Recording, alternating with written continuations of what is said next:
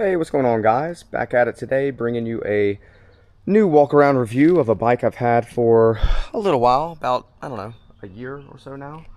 Um, as I said in the last video, I've upgraded since I've had this one for a while to the Segway Cyberbike, but I love the Ariel Grizzly. And last time, I think I mentioned to you guys I didn't have a camera to record on the move. That's changed. I've upgraded to the DJI Action 5 Pro, which is what I'm using at this point, and figured I'd do another walk around just to kind of get a feel for the camera, see what the video is like, see what the audio is like. I did pick up a mic that can snap on and record as well, but decided to go without that to just see how we would do with the mic that's on the camera. So yeah, love this bike. Speed-wise, you know, compared to the Segway bike, they're about the same, right? Top speed. You know, realistically, I think that on the website they still say 28 miles an hour or 28 plus for the Grizzly. I typically do about 35, 36 full throttle on a straightaway. Now, I can get a little more than that on a downhill, and honestly it doesn't feel like, as I've described with the Segway Cyberbike, it doesn't feel like the limiting factor here is an electronic limiter. It just feels like you've got kind of the top end of what these motors can produce. And realistically at that speed, we'll say 39, 40 miles an hour on a downhill, it's definitely pushing what this frame, you know, can handle. Don't get me wrong, I'm sure it could do more. I know some people have put bigger motors, for example, into these rims, but yeah, at that speed, I'm feeling like we're pretty close to what this frame was built for. A little different with the Segway Cyberbike, just comparing the two. It feels like, you know, obviously it hits an electronic limiter at 35, and it feels like it could handle a lot more. Now, another difference here between the two bikes, if you're not familiar with the brand, Ariel decided to do in their Grizzly a hub motor in the front and in the rear tires. There's some bikes that out there, other e-bikes that have opted to go that route, but you know, it makes them a little different in terms of handling characteristics. I mentioned that last time. What I would describe as makes them a little squirrely when you get into tight corners, and if you gas it, that front tire can still pick up, you know, traction. And you know, when it's slippery, as an example, uphill with loose gravel, I actually don't like that front motor on. I'll turn it off and go with the limited power, just because it makes it really handle kind of awkwardly.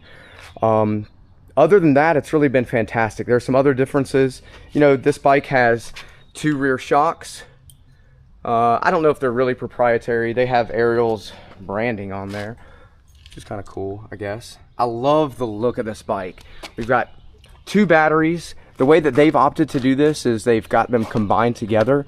When you run them in tandem, you know, you get 52 volts combined. You see the dog, Charlotte here, Great Dane. But I really leaned into basically I picked out a little bit of color here, and that was close enough to white. I decided to add white accents. So we've got the white walls, obviously I added that. And as I did on the Cyberbike, I changed out the pedals to white to match. You can see that it's gotten a little use. I do like to I like to get out there and enjoy myself in terms of I take it off-road a bit. I do the same thing as I mentioned with the Cyberbike, and I do like to push limits sometimes and see where they're at. You find them. Some other white accents, I changed out the grips. I went with Fun, F-U-N-N, as a brand. I think it's the same brand that I've got on some other bikes. It was interesting though, because over here on the Grizzly, it's got a half twist throttle. That's a unique aspect of this bike. There's a few other out there like that. So what I actually did was I took the standard grip and I cut it down. You can see I cut the word Fun into it, or you know, left that showing, and then you know, just cut it down a little bit. Internally there's some plastic, and was able to get it on the way it's supposed to. It's honestly, I love the way that looks.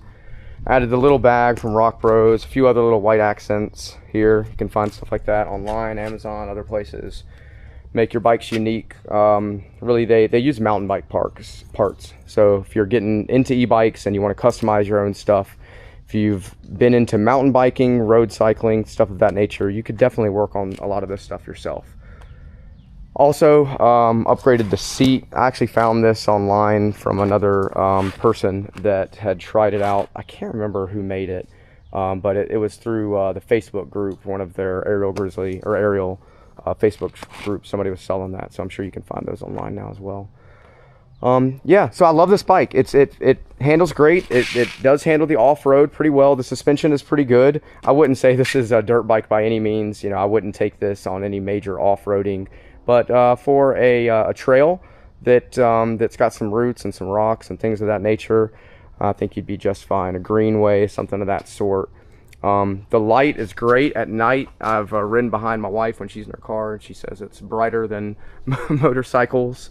You know, in terms of the overall fit, again, I said on the last video, I'm about 5'6". I'm a shorter guy. And, you know, when I sit here on the bike, well, typically, if I was trying to put both feet down, I would have a hard time doing that with it just, you know, sitting normally. I've got tippy toes on each side at this point. And, but again, I don't normally ride that way. You shouldn't, I don't think, be intimidated by a little bit taller bike. You know, 1 foot up and let it lean. And realistically, that's what you would do at a light anyways. So my normal riding position when I'm on it, I just got one leg draped over, a little bit of a lean, and I got a foot down, plenty easy. So then once you get going, you take off. Not a problem at all for a smaller guy from that regard. I'm 5'6", like I said. If you're a little shorter, you might be getting into territory that's tough, but I think it's definitely doable. If you're taller than that, you're gonna love this bike. Even as a, you know, again, as a shorter guy, I love the riding position. These have a little bit taller handlebars than some other bikes, than say that the Segway Cyber bike. Also taller than on, like, say, the Super 73s or any of those they got shorter handlebars. I actually really like this though. You know, it sits upright a bit. It makes the bike feel very nimble, and the fact that they've positioned the battery, you know, one of them down here on the tube, it makes it feel like the weight is pretty low. So even though I mentioned before this is a lighter bike than the Segway Cyber, it's a little heavier than some of the other bikes out there. You know, say a single battery bike from Super 73 or something like that. So it's a little heavier than those, but when you're on it, it feels very, very light. The tires that I put on here, again, even though they're white wall, you can see the tread pattern. They're perfectly fine, I guess, off-road. They you know, you can get a little spinny action going on.